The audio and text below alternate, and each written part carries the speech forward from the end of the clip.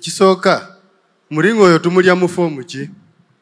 Ekyokubiri nawulirako nti bw'osimba mulinga mu lusuku lwo oba makaago buli enjuki etonyeko bw'etefiirawo ate ng'omusumba agambye akola buyombi enjuki n'emulinga.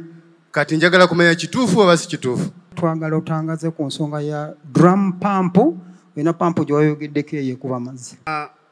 Njagadde kumanya ekiyumba eky'envunyu kya ssente meka naye kisobola kuba kiro meka mu lukungula lumu. Nze mukyala Aliferu Kevin nga nnimira busunju. Pastor agenze n'ayogera ku ky'enjuki. Nze omu ku balina enjuki naye mbadde nsaba kumanya nti emizinga waba agiyina mbadde nsaba kumanya enjuki ezo nzikoze ntya ezinnemeseza okulima. Waba ayina emizinga mbadde nsaba kumanya nzitedde ntya mu muzinga. Tweyanziza nnyo musumba. Nze mbuuza onakyo nnyonnyodde mu oyiro n'akamulwa mu mmwanyi. Oyiro akola mulimu ki? Ekibuuzo ekyasoose kyabadde ku nyongera okunnyonnyola ku ram pump oba ku drum pump. Butuufu bw'ojja ku faamu tubalaga engeri ez'enjawulo ez'okujja amazzi ku point A okugatuusa ku point B ez'enjawulo. Osobola okukozesa amasannyalaze, osobola okukozesa diesel engine, osobola okukozesa petrol engine, osobola okukozesa solar pumps, osobola n'okukozesa drum pump, osobola okukozesa suction. Manya engeri gy'osika mu lupiira n'osika amazzi ne gajagoka esystem nayo weeri. Kati eno ram pump bagikolanga pressure y'amazzi ku kagga akatambula, kagga nga kaflowinga kateekemu pipe kavenga waggulu wali kakke wano. Tusobola okukola ram pump nga tukozesa ebyuma by'amazzi pipes, water pipes. Mibeeramu akasiba akasumulula akabuukabuuka bwe kati akafuutu valve katugiyungayunga awo bwe kiyingira mu mulimu moving parts ziri 3 zokka era zonna tuzirina wano mu hardware. Nolwekyo bonna ajja tujja kuyigiza engeri okukola ram pump. Naye nga amazzi bwe gagwa wano bwe gati gagenda emirundi 7 okusinga we gaavudde kusinzira ku pressure. Ogafunira bwereere. Eyo tujja kubanga tubayigiriza ng'ozze ku nnimiro. Mulinga omwami abuuza mulinga n'agamba simanyi atta ebitooke mbadde nsayininga wali. Mulinga takwatagana na njuki ate nga byonna obikolagana nabyo. Mulinga takolagana na njuki. Bayogedde. Olwaki? Nti mulinga oluusi atta oba enjuki zitta oba okubanga akola pollination oba takola pollination simanyi. Ate ndowooza mulinga ali pollinated by bees. Ekyo kyali kirimbo kyennyini.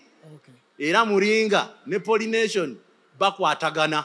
Butuufo nzijukizza kati ebijanjaalo bye nnina ku mulinga omukulu ali eyo biyitirivu ebitabadde eyo olw'enjuki. Omulala n'abuuza how do you eat oba mulinga oyo muli otya? Olya ng'otadde mu buli ekibuguma. Bw'oba onywa caayi teekamu caayi oba mulimu sukaali oba mata bwe teekamu akajiiko kano akatono akasukaali k'otandika nako. Otegedde katogo teekamu supu teekamu. N'omala omulya okumala emyezi 3 nga buli ekibuguma oliiramu awonya endwadde ezisukka 3.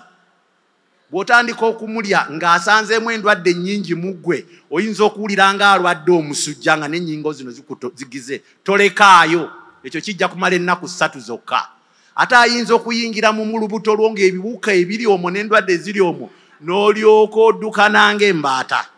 Nkwegayiridde tolekeraawo okulya. Mu nnaku 3 waakiri tuula okumpi ne toyireti oluvannyuma lw'ennaku 3 ojja kuwulira obulamu bwonna bw'olina.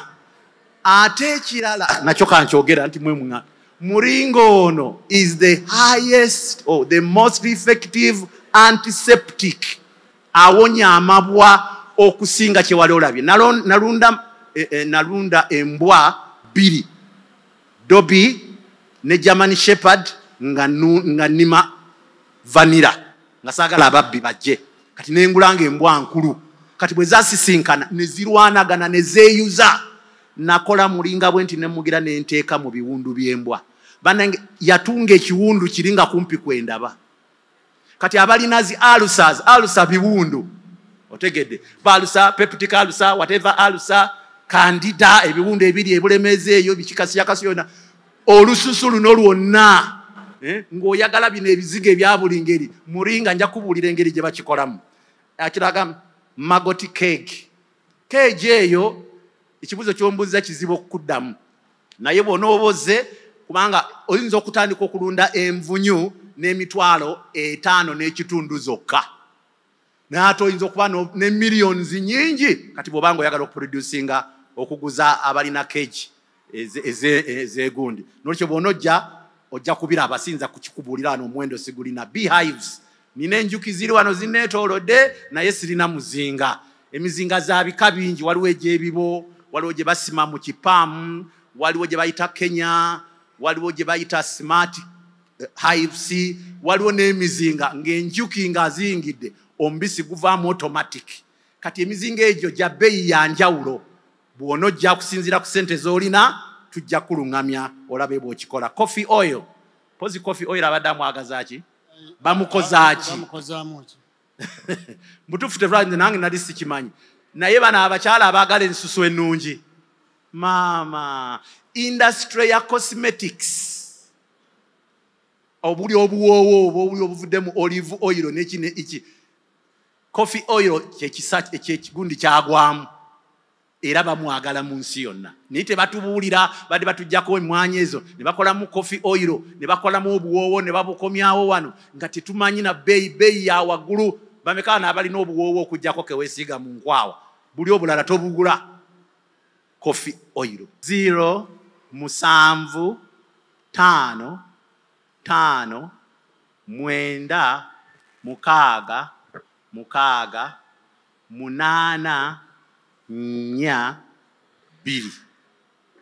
I repeat 0755966842 eyo erine ku WhatsApp ya MTN oyinza olusongo gye mukyalo eyo teyitamu bulungi naye nga eri 0772 417 637 0772 417 637 tezitera kuvaako zibeerako